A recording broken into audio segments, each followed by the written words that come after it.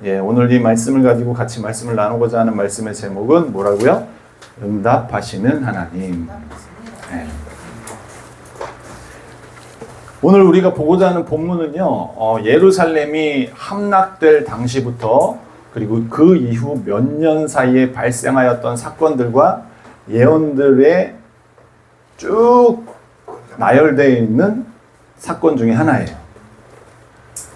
본문은 유다에 남아있는 백성들이 자신들이 어떻게 또 어디로 가야 할지에 대해서 결정을 내리지 못하고 있는 상황 가운데 예레미야에게 나와서 하나님께서는 우리 이 피난민들이 어떻게 해야 할지, 어디로 가야 할지 묻는 장면이 본문의 바로 6절까지의 내용이에요.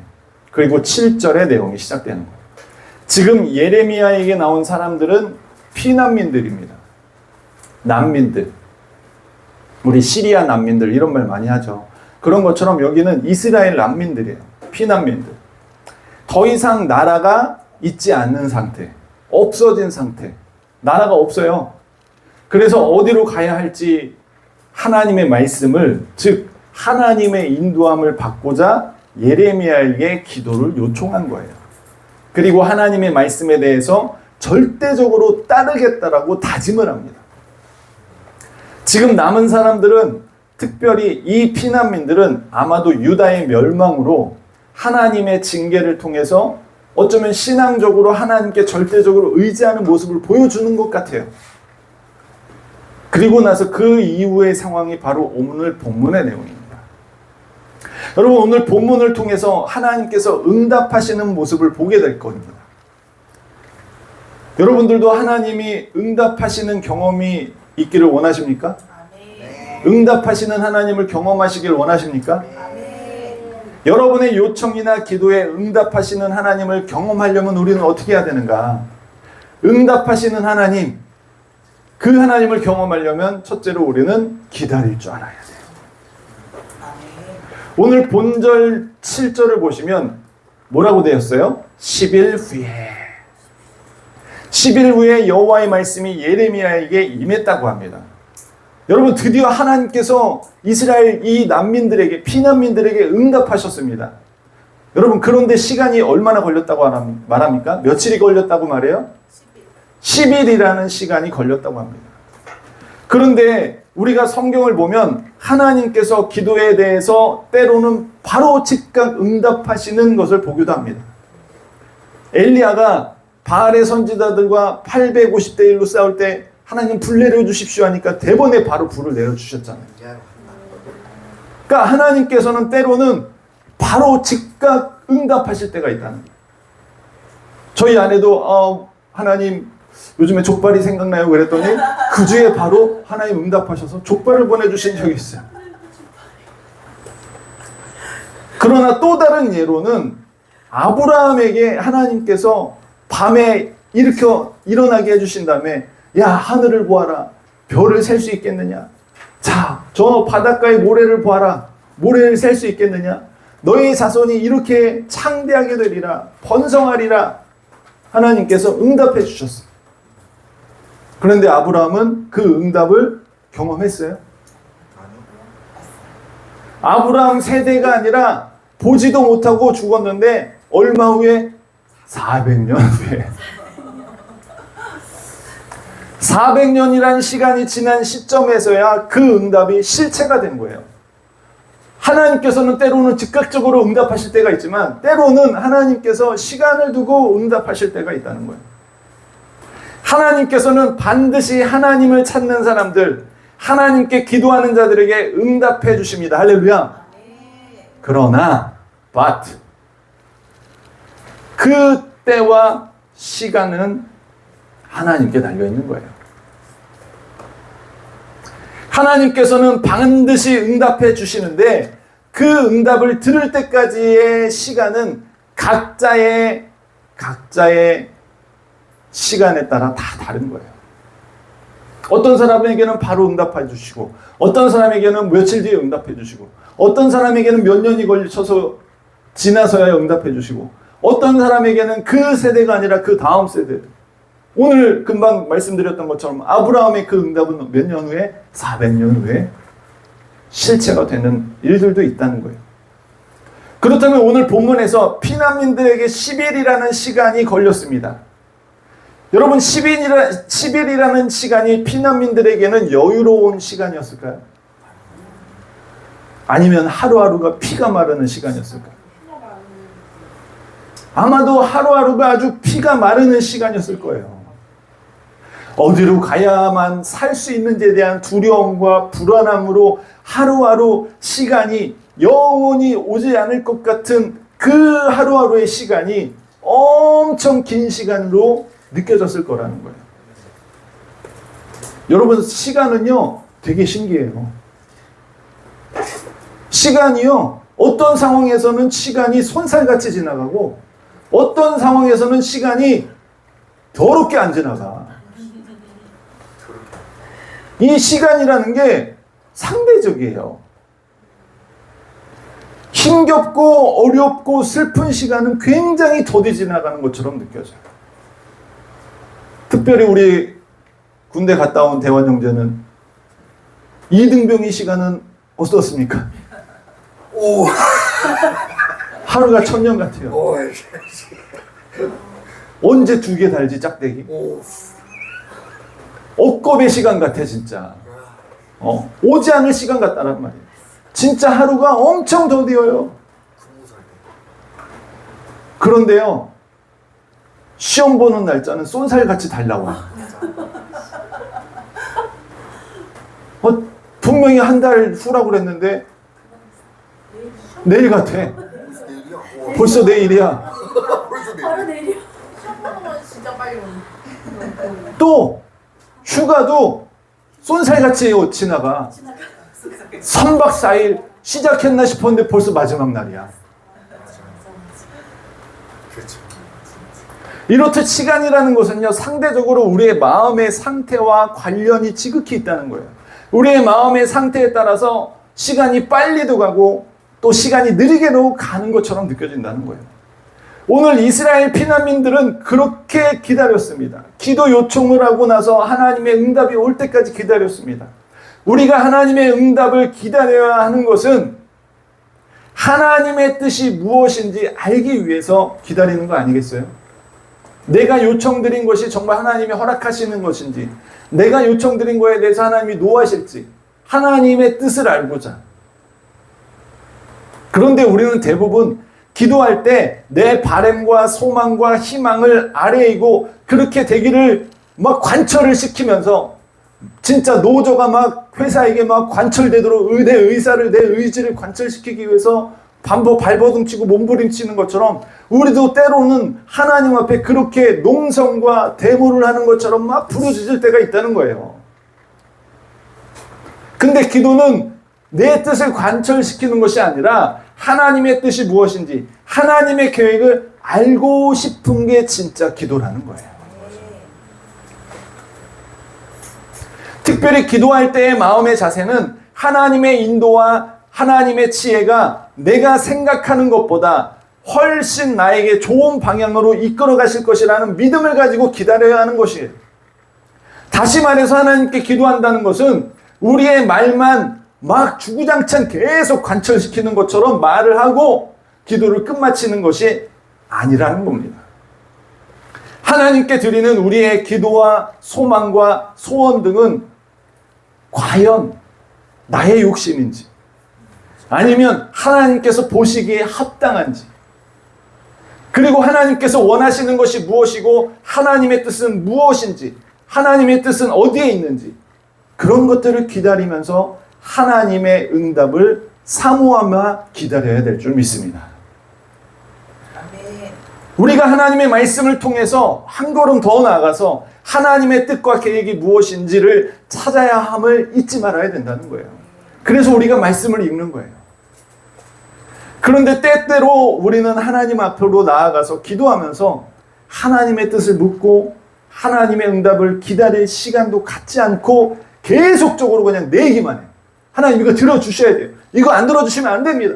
주님 이거 꼭 이루어져야 돼요. 주님 꼭 이게 성공해야 돼요. 막 그러면서 계속적으로 간구만 하는 기도를 하는 경우도 때로는 있어요.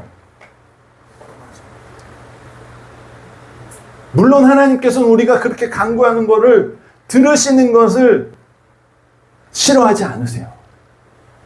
그러나 한 걸음 더 나아가서 하나님의 말씀을 듣고 하나님의 응답을 기다리시기를 원하시는 분이시라는 사실을, 그 하나님은 내 얘기만 듣는 게 아니라 내 얘기도 들어줘, 그 마음이 더 크시다라는 것을 우리는 깨달아 알아야 된다는 것입니다.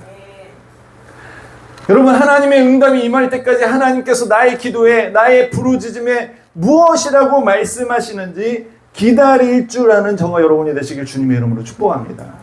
그럴 때 응답하시는 하나님을 경험할 수 있는 거예요. 오늘 이스라엘 백성들이 피난민이라는 이 상황 가운데, 피난민이라는 이 상태에서 하나님을 기다리는 게 얼마나 하루하루가 피가 마르겠어요. 얼마나 불안하고 걱정되고 고민되겠습니까? 그럼에도 불구하고 이스라엘 백성들은 기다렸던 것 같아요. 6절 다음에 7절로 넘어가면서 어떤 기록도 없어요. 묵묵히 기다렸던 것 같아요. 저와 여러분들도 하나님이 대답이 없을 때 묵묵히 믿음으로 기다릴 수 있는 저와 여러분이 되시길 주님의 이름으로 축복합니다. 응답하시는 하나님을 경험하려면 둘째, 기다림 끝에 응답이 나의 기대와 다를 수 있음을 알아야 돼요.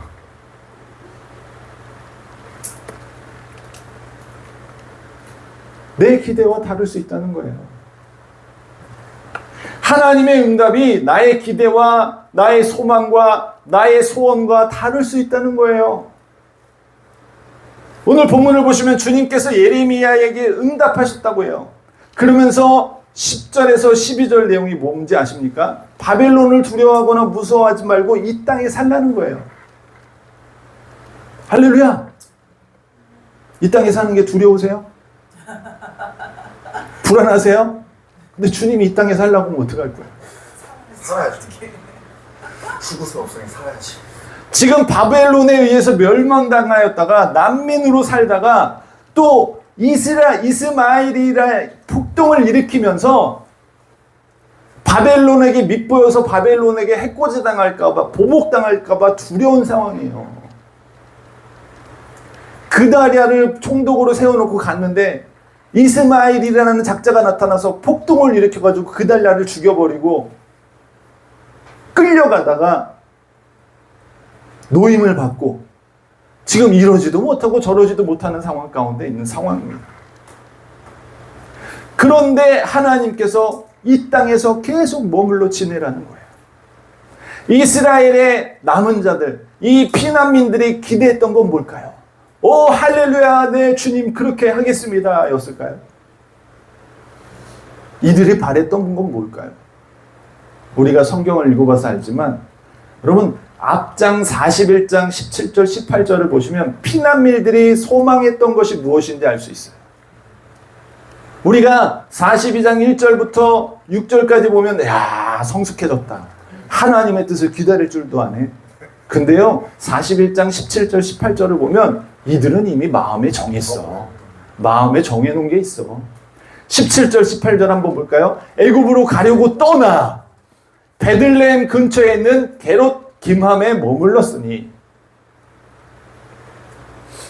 이는 느다냐의 아들 이스마엘이 바벨론의 왕이 그 땅을 위임한 아이감의 아들 그달랴를 죽였으므로 그들이 갈대아 사람을 두려워함이었더라. 뭐예요? 이미 마음은 기울어져 있어. 어디로? 친애굽 쪽으로.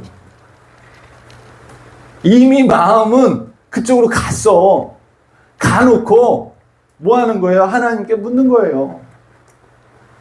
이스라엘은 지금 이 피난민들은 바벨론 왕이 세운 그다리아가 죽게 되어서 혹여라도 바벨론에게 보복이나 자신들이 세운 바벨론이 세운 그다리아를 죽인 거에 대한 책임을 물을까봐 뭐 한 거예요? 두려웠던 거예요. 그래서 이 땅을 떠나서 어디로 가고 싶었던 거예요? 애굽으로 가고 싶었던 거예요. 즉 이 남아있던 피난민들은 뭐 하고 싶었던 거예요? 이민 가고 싶었던 거야. 이민 가고 싶었던 거예요.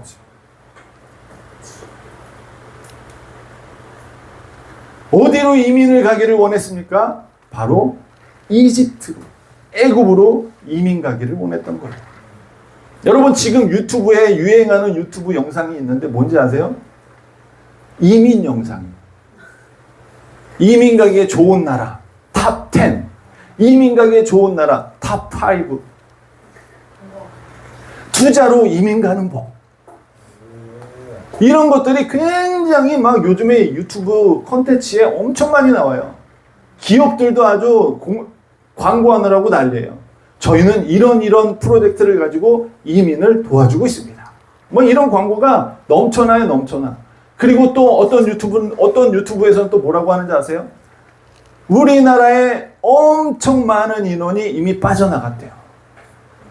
특별히 돈 가지고 있는 사람들, 자산가들, 현금으로 한 몇십억 이상 가지고 있는 사람들은 이미 이민을 나갔대. 탈출 러시가 지금 굉장히 많이 일어나고 있다는 거예요. 근데 우리나라뿐만 아니라 다른 나라도 마찬가지예요. 돈 있는 사람들 중에 더 좋은 환경, 더 나은 국가, 더 안전한 국가로 탈출 러시하는 게 우리나라뿐만 아니라 다른 나라도 마찬가지예요. 매한가지예요. 여러분 이민을 걱정하고 이민을 고민하고 이민을 생각하는 이유가 뭡니까? 정치 문제, 경제 문제, 자녀의 교육 문제, 기타 등등의 문제를 고민하다가 자신의 나라가 아닌 더 좋은 환경에 가진 나라를 가서 살려고 하는 사람들. 근데 우리나라뿐만 아니라 세계 모든 사람들의 공통 마음이에요. 모든 사람들은 더 좋은 환경을 찾아서 살기를 원하는 것이 다 인지상정이에요. 다 사람 마음 똑같아. 여러분 우리가 이스라엘의 역사를 알고 있지만 이스라엘이 약속의 땅으로 들어갈 때도 하나님께서는 분명히 가나안 땅을 주시겠다고 응답하셨어요. 할렐루야. 그리고 정말 정탐을 갔더니 뭐예요? 진짜 젖과 꿀이 흐르는 땅이. 포도송이가 머리만 해가지고 두 사람이 한 송이 들고 오는데 막대기 연결해가지고 어깨에 메고 올 정도로 엄청 땅이 기름지고 비옥한 땅이었다는 거예요. 그런데 이스라엘 백성들은 그곳의 원주민들이 거인족들이었기 때문에 들어가는 것을 주저하면서 다시 이집트로 돌아갈 생각을 했던 거예요. 지금도 마찬가지입니다. 오늘 이 이스라엘 백성들, 이 피난민들은 어디를 가기를 원했던 거예요? 애굽, 이집트. 왜? 이유가 뭐예요? 풍성하니까. 뭐예요? 바벨론에게 보복당할까봐. 바벨론이 책임을 물까봐. 두려워서 무서워. 그리고 힘들어질 것 같으니까 자신들이 생각하기에 이민 가기 딱 좋은 나라가 바로 옆에 있네. 그러한 이스라엘 백성들의 마음의 중심을 하나님은 너무나도 꿰뚫어 보고 계셨다는 거예요. 이스라엘 피난민들이 보기에는 이집트는 평화의 땅처럼 보였습니다. 튼튼한 땅처럼 보였어요. 그 어떤 나라도 침략하지 못할 나라로 보였던 거예요. 모든 것이 풍부하고 모든 것이 안정된 나라로 보였다는 거예요. 그래서 14절에 뭐라고 말합니까? 아니라 우리는 전쟁도 보이지 아니하며 나팔 소리도 들리지 아니하며 양식의 궁핍도 당하지 아니하는 애굽 땅에 들어가 살리라. 하나님이요, 이 피난민들의 마음속을 꿰뚫어 보고 계셨다는 거예요. 이 14절이 누가 얘기하는 거예요? 백성들이 얘기하는 게 아니라 하나님이 예레미야에게 주신 말씀이에요. 이 땅에 남는데 이 땅에 남지 않고 이런 마음을 가진 애들이 있어. 마음의 중심을 꿰뚫어 보고 계십니다. 피난민들이 보기에는 애굽 땅에는 전쟁이 없을 것 같았어요. 전쟁이 일어나도 무너지지 않을 것 같았어요. 전쟁이 일어나도 다 막아낼 것처럼 그렇게 튼튼한 나라처럼 보였던 거예요. 또 혼란도 없을 것 같았고 먹을 양식이 모자라지도 않을 것 같은 땅으로 보였던 것입니다. 다시 말해서 보기에 평화로워 보였고 보기에 물질적으로 부유해 보였고 또한 큰 나라여서 힘 있는 나라여서 공격을 당하여도 무너지지 않을 나라처럼 보였던 거예요. 이스라엘 피난민들이 보기에 정치적으로 안정적인 것 같았고 경제적으로 굉장히 발달해 있는 것처럼 보이는 것은 피난민들에게 매우 매력적으로 느껴질 수 있었다는 거예요. 사람들이 살기에 매우 좋은 것처럼 보였어요. 모든 사람들은 불안하고 한 치 앞도 보이지 않는 삶보다는 안정적이고 안전하고 안락한 삶을 찾는 것이 바로 사람의 마음의 욕구예요. 누구나 다 그래요. 자신이 지금 하고 있는 일들이 피해를 입지 않았으면 하는 사람의 마음이 변화가 없었으면 하는 게 사람들의 마음이에요. 우리의 기대는 대부분이 우리의 육신의 안락함과 안정감이 있는 것 같은 배경과 상황을 기대합니다. 가슴에 손을 얹고 여러분이 하나님께 기도 요청 드렸던 내용들을 솔직하게 점검을 해보세요. 편안함과 안락함과 안정감 아니었나요?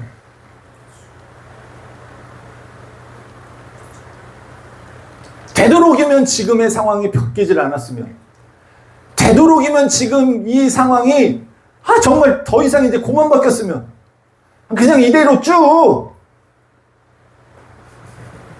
지금 다니는 직장이 그냥 평탄하게 그냥 쭉 굵고 짧게가 아니라 가늘고 길게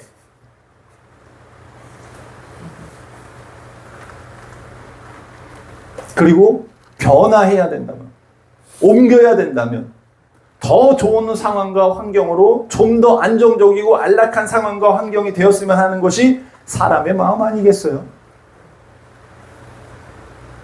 우리들의 기대며 우리들의 바람인 경우가 대부분이에요. 우리가 기도하는 내용들이. 다 갖추어져 있으면 좋겠고 여유로웠으면 좋겠고 불안 요소들이 하나도 없었으면 하는 마음이 바로 사람의 마음 아니에요? 오늘 본문의 이스라엘처럼 불안 요소인 침략국 바벨론이 어떻게 나올지 모르는 상황에서 가장 좋은 선택지는 바로 어디였어요? 이집트였던 거예요. 마치 지금 우리나라에서처럼 가장 좋은 선택지를 찾아서 이민 가는 수많은 사람들처럼 자산이 몇십억 되면 그래서 진짜 많이 나갔대요. 엄청 나갔대요. 돈 없는 사람들만 여기 남아있는 거예요. 어디 갈 데 없는 사람들만. 갈 데 없는 사람. 우리는 돈 없어서 갈 데 없어서 남아있는 게 아닙니다. 할렐루야. 그래요? 하나님이 아직 응답 안 하셨어요. 그런 거예요? 돈 없어서 가는 거 아니에요? 하나님의 부르심이 있기 때문에. 할렐루야. 그런 거 돈 없어서 가는 거 아니에요? 이미 기대하고 바라는 마음에 하나님께서 동의해 주셨으면 하는 마음으로 기도 요청한 거예요. 그냥 명분, 정당성을 얻기 위해서. 그런 상황 속에서 응답하시는 하나님은 뭐라고 하셨던 거예요? 뭐라고 했어요? 예스예요? 노예요? 노한 거예요. 하나님은 때로 우리의 기대와는 반대의 응답을 하시는 경우가 훨씬 더 많습니다. 하나님의 응답은 yes or no or wait. 이스라엘 백성들은 wait 했어요. 며칠 동안? 10일 동안. 기다렸고 결국 이 피난민들에게 하나님은 응답하셨어요. 그 응답은 뭐였어요? 피난민들의 기대와 다른 응답이었어요. 이미 마음은 50% 이상이 이미 이집트로 가고 있었어. 마음으로는 이미 이집트로 향하고 있었어. 걸어가고 있었어. 마음으로는 이미 이집트에 들어갔어.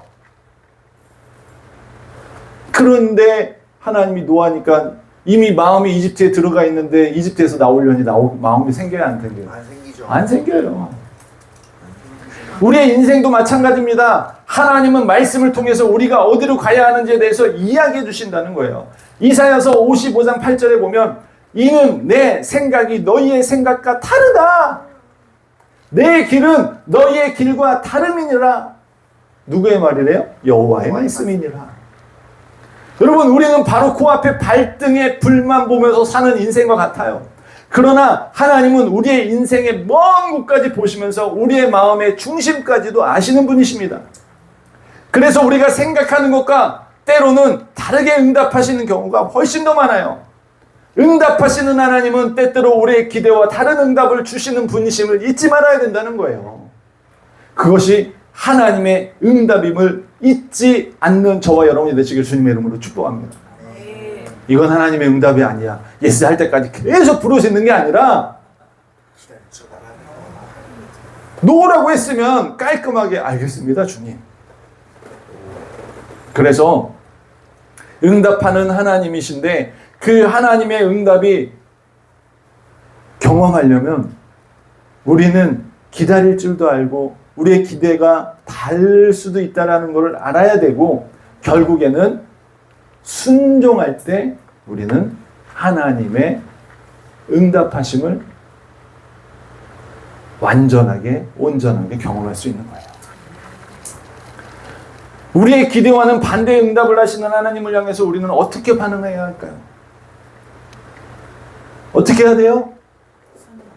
네, 답은 나와 있어요. 순종하는 거예요. 하나님께서 보시기에는 우리의 기대를 들어주시는 것이, 우리의 요청을 들어주는 것이 우리가 점점 나태해지고 게으러질 수 있어서 안 들어주실 수도 있어요.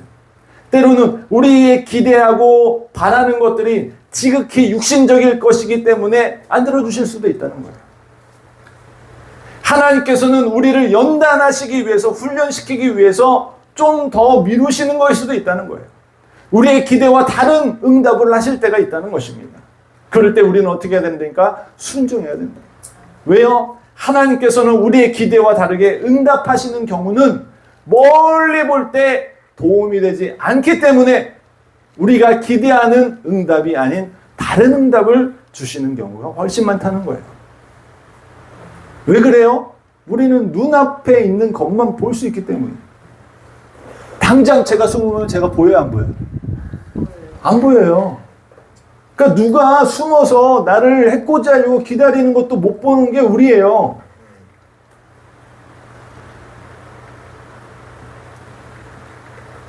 앞으로 우리는 무슨 일이 일어날지 몰라요.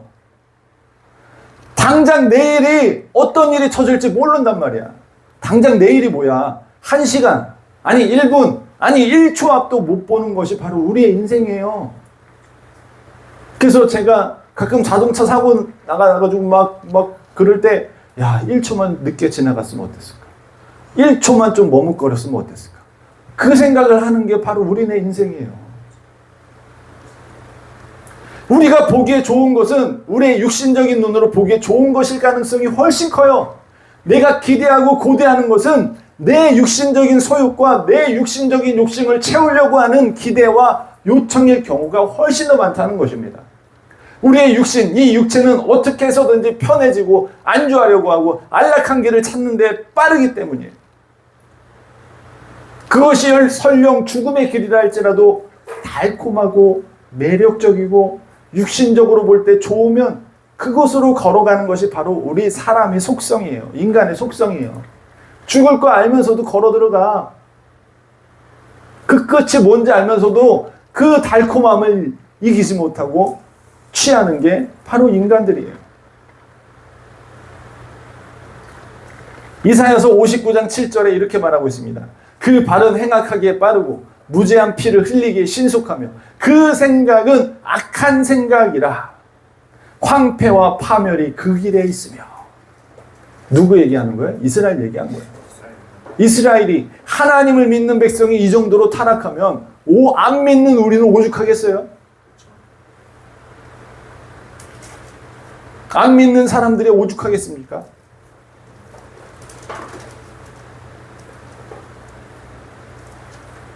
한마디로 사람은 누구나 대부분이 자신이 피해를 입을 것 같으면 그 피해를 입지 않으려고 다른 사람에게 피해를 주는 경우가 허다하다는 거예요. 양심이 있는 사람은 조금 덜 할 수 있지만 대부분의 사람들은 자신이 피해를 보지 않기 위해서 다른 사람에게 피해를 주는 경우가 있다는 거예요. 여러분, 이집트가 이 남은 피난민들에게 그렇게 좋아 보이지 않을 수 없었던 거예요. 이스라엘 피난민들의 기대와 다른 응답을 하셨다고 해서 하나님의 말씀에 순종하지 않으면, 하나님의 응답에 순종하지 않고 너희들의 고집대로, 너희들의 아집대로, 너희들이 기대하고 고대했던 대로 행동하면 결국은 어디 길로 간다는 거예요? 망하는 길로 간다는 거예요. 결국은 다 잃는 인생이 된다고 말씀해주고 계시는 거예요. 결국은 더 많은 고난과 역경의 길이 될 수도 있다고, 더 유리하는 삶이 될 수 있다라고 오늘 본문에 이야기해 주고 계세요. 야, 네가 칼 피해서 이집트로 가? 칼이 너를 따라갈 거야. 야, 네가 먹을 게 너가 먹을 게 풍부하다고 거기 가? 거기 가뭄이 일어날 거야. 배고픔이 있을 거야.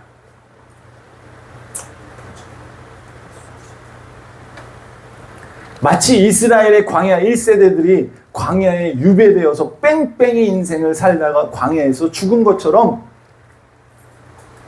앞으로 나아가지 못하는 인생을 살 수도 있다는 거예요. 어떻게 할 때? 순종하지 않을 때. 내 기대와 다른 하나님의 응답이 왔을 때 순종하지 않았을 때는 더 안 좋은 길로 치달을 수 있다는 거예요. 그래서 15절에 주님은 이스라엘에게 분명히 말씀하십니다. 만일 애굽에 들어가서 거기에 살기를 고집하면, 고집. 17절에 다시 한번 무릇 애굽으로 들어가서 거기에 머물러 살기로 고집하는 모든 사람은,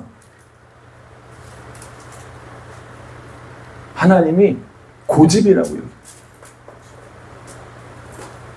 우리는 흔히 이것을 뭐라고 그래요? 똥꼬집이라고 그러죠. 그놈의 똥꼬집 좀 버려.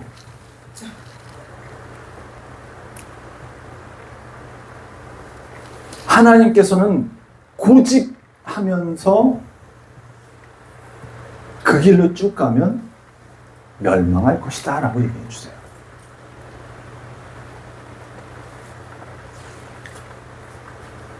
자신들의 기대대로 행동하기를 고집하면, 이미 마음에 정한 대로 행하게 되면 하나님의 응답에 대해서 무시하고 자신들이 바라는 대로 행동하기로 고집을 부리면 결국은 좋다고 생각했던 애굽이 너희가 두려워하는 일들이 똑같이 일어날 거라는 거예요. 예레미야는 분명히 하나님의 뜻과 계획을 전달했습니다.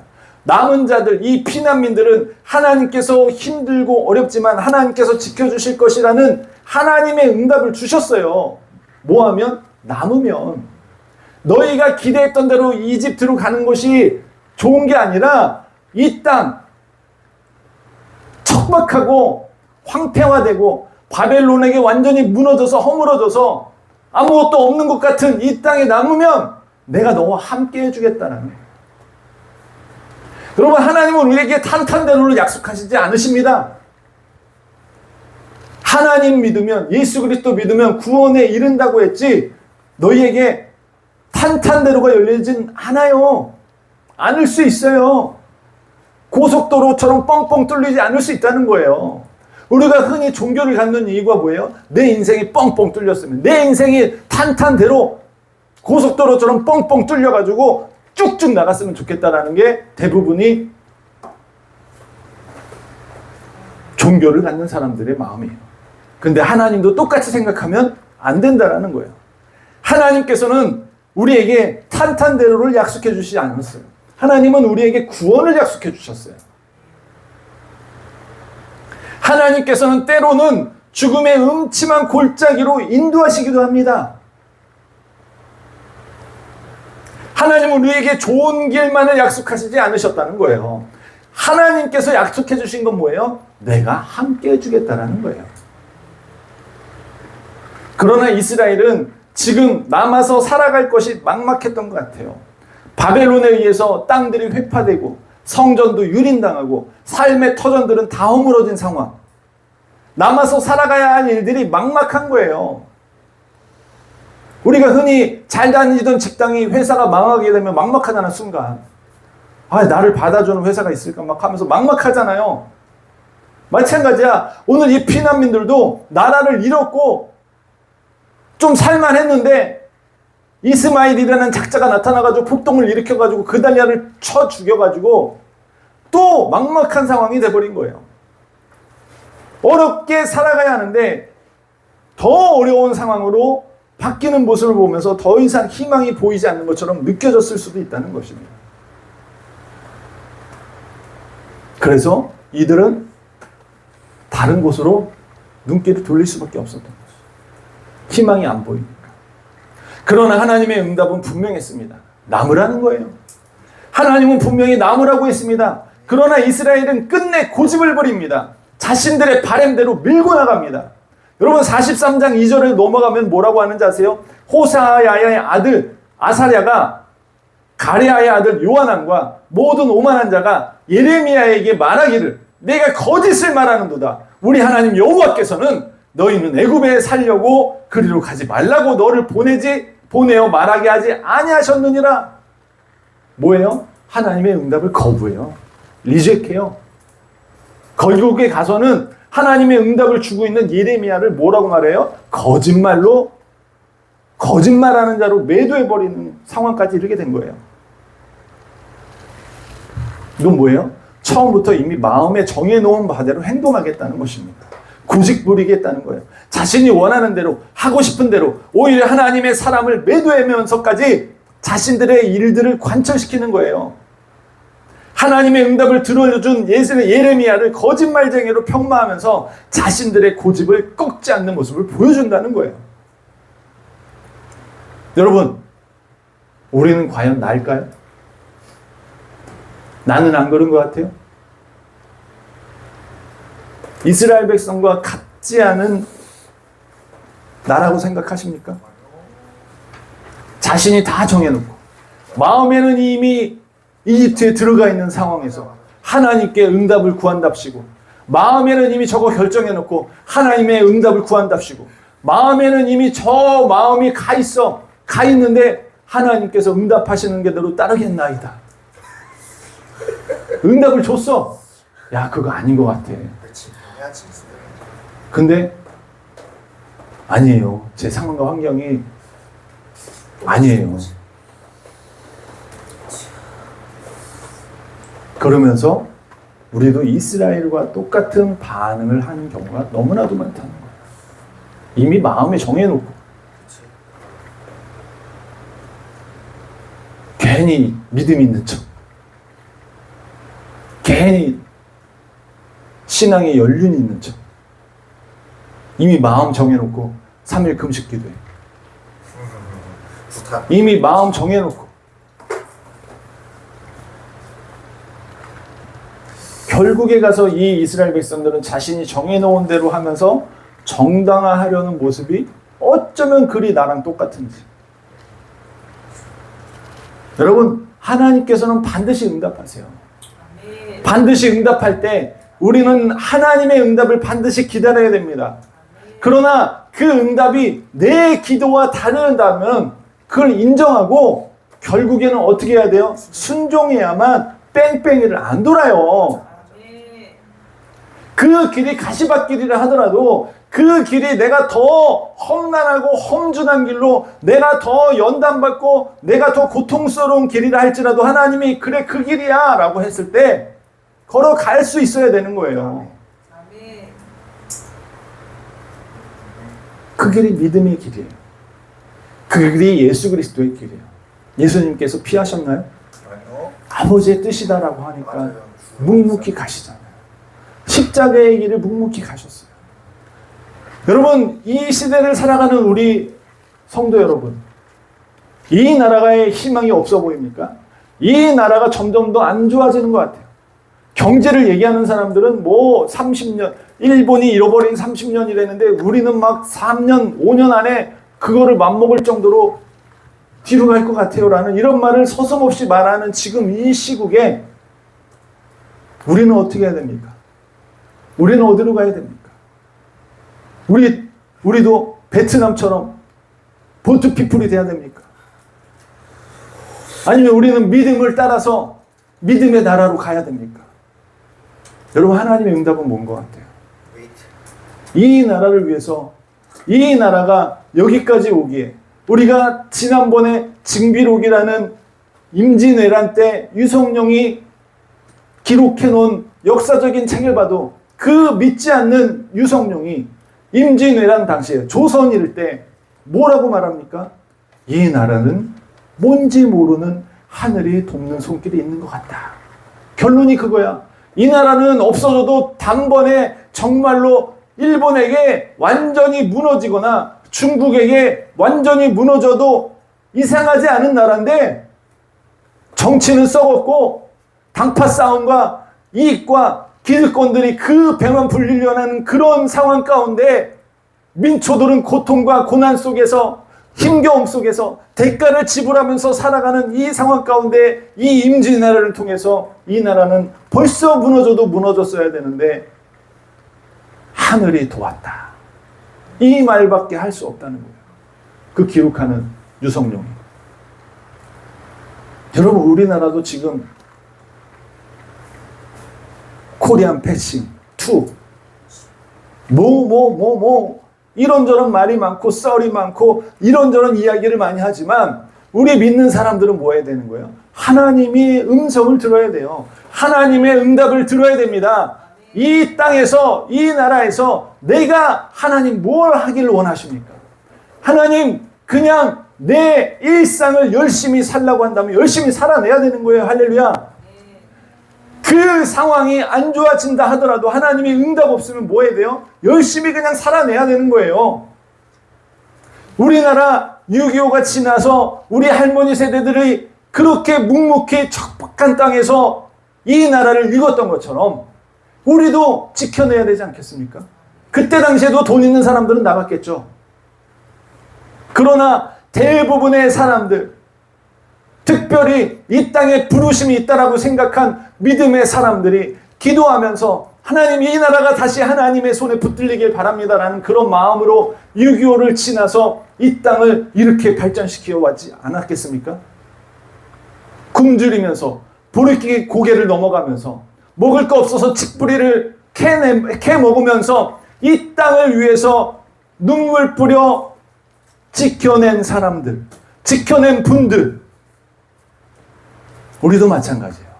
우리도 하나님이 응답하시기 전까지는 최선을 다해서 열심을 다해서 여러분의 일상을 살아가야 될 것이고 이 땅을 위해서 기도해야 된다는 것입니다. 하나님께서는 응답하시는 분이에요. 반드시 응답하십니다. 할렐루야. 그 응답하시는 하나님을 믿고 나보다 더 멀리 보시고 나보다 나를 더 잘 아시는 주님께서 나를 선하게 인도하실 것을 믿고 하나님의 응답을 기다리는 저와 여러분이 되시길, 그리고 응답하시는 하나님을 경험하시는 저와 여러분이 되시길 주님의 이름으로 축복합니다. 기도하겠습니다.